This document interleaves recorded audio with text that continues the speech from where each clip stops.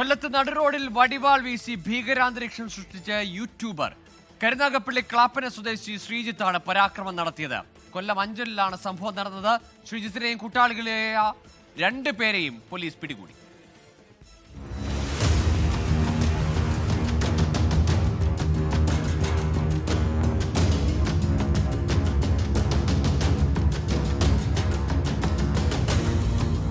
കഴിഞ്ഞ ദിവസം വൈകിട്ടായിരുന്നു സംഭവം. യൂട്യൂബറായ ശ്രീജിത്ത് തന്റെ ശ്രീബ്ലോഗ് എന്ന ചാനലിലൂടെ അഞ്ചൽ സ്വദേശി വിജീഷിനെ ഭീഷണിപ്പെടുത്തിയതായി പോലീസിൽ പരാതി ലഭിച്ചിരുന്നു.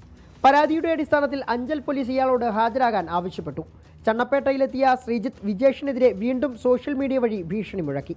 കാറിൽ നിന്നും മാരകായുധവുമായി ഇറങ്ങിയ ശ്രീജിത്തും കൂട്ടാളികളും വടിവാൾ വീശി സ്ഥലത്ത് ഭീകരാന്തരീക്ഷം സൃഷ്ടിക്കുകയും ചെയ്തു. നാട്ടുകാർ വിവരമറിയിച്ചതിനെ തുടർന്ന് പോലീസ് എത്തി. ശ്രീജിത്തും കൂട്ടരും സ്ഥലം വിട്ടതോടെ പോലീസ് ഇവർ സഞ്ചരിച്ചിരുന്ന വാഹനം പിന്തുടർന്നു.